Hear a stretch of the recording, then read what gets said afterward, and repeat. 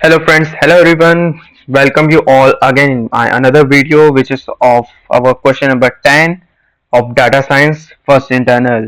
So in this question we have to learn about how to handle missing values and यहाँ पर हमसे question पूछा गया है handling missing student feedback values. Discuss the approach such as ignoring tuples, filling with constant, mean, median, mode imputation, class specification imputation और most probable value methods.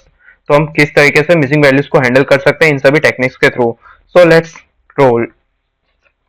सो हमें सबसे पहले अप्रोचेस देखनी होगी कि हमारे पास कितनी अप्रोचेस है. हमारे यहाँ पर अगर देखा जाए तो हमारे पास मेनली 4 अप्रोचेस हो सकती है. Constant imputation, mean mode imputation, classification imputation, most probable value imputation, जो कि हम KNN के थ्रू, के नियरेस्ट नेबर के थ्रू निकाल सकते हैं.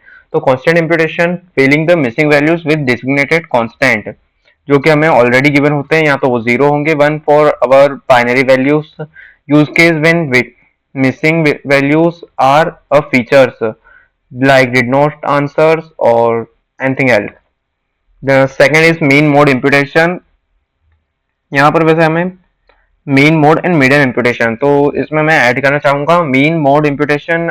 जैसे अगर हमारे पास न्यूमेरिकल डाटा है उसके अंदर हमें मिसिंग वैल्यूज है, तो हम उस मिसिंग वैल्यूज को पूरे डाटा का जो मीन निकाल करके और फिर उस मिसिंग वैल्यूज को उस मीन के थ्रू हम रिप्लेस कर सकते हैं, जिससे कि हमारे डाटा पे ज्यादा इफेक्ट ना आए. अगर हमारे पास न्यूमेरिकल डाटा नहीं, अल्फा न्यूमेरिक डाटा है या फिर किसी भी जगह का नेम है या फिर नाउन है, तो उसे हम रिप्लेस कर सकते हैं मोड के थ्रू. सो ताकि जो हमारा डाटा है उसके अंदर थोड़ी सी बाइसमेंट आ जाती है, बट जो हमारे पास आंसर है वो रिलेवेंट, हमें मिसिंग वैल्यूज टैकल नहीं करनी पड़ती. तीसरा तरीका होता है मिडन. तो हम मिड वैल्यू निकाल करके उससे हर जगह डाल देते हैं, बट इससे हम तीनों या फिर कोई सा भी तरीका यूज करें, बाइसनेस थोड़ी सी आएगी हमारे डाटा में.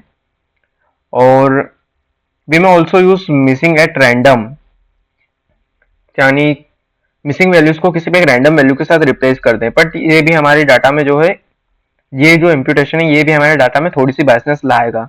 दूसरा होता है class specific imputation. Imputation based on mean mode of the specific class, group और student.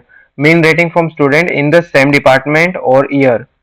Its use case is exploiting domain knowledge more accurate than global imputation as it used local characteristics.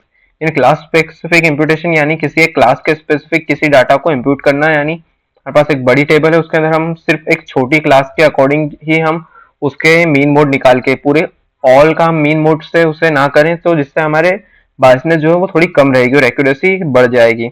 दूसरा है most probable value imputation, जो कि हम linear regression या फिर regression using KNN के through कर सकते हैं, यानी के नियरेस्ट नेबर से, जिससे कि हमें प्रेडिक्टिवली मॉडल्स मिल सकते हैं, या फिर हम चाहे तो हम एक नियरेस्ट वैल्यू प्रेडिक्ट कर सकते हैं और उसको मिसिंग वैल्यूज की जगह पे रिप्लेस कर सकते हैं. इससे हमें एक हायर एक्यूरेसी मिलेगी and structure better than similar method. और कंप्यूटेशन एक्सपेंसिव एंड कॉम्प्लेक्स, क्योंकि ये KNN क्योंकि थोड़ा अपने आप में कॉम्प्लेक्स मेथड है, क्योंकि पूरी KNN में अगर हम देखा जाए तो हमें बहुत ज्यादा उसके अंदर कंप्यूटेशन करने होंगे, बहुत सारे कैलकुलेशन रहेंगे. इसलिए मिसिंग एंड रैंडम हम यूज कर सकते हैं, बट वो बायसनेस लाएगी. अगर हम KNN यूज करते हैं तो वो कंप्यूटेशन में हमें थोड़ा कॉस्टली पड़ेगा और क्लास स्पेसिफिक इम्प्यूटेशन थोड़ा कम बायस्ड रहेगा. सो आई थिंक सो हमें क्लास स्पेसिफिक इम्प्यूटेशन के थ्रू ही जाना चाहिए. Well that's all for today guys. Will meet in our next video. Stay tuned.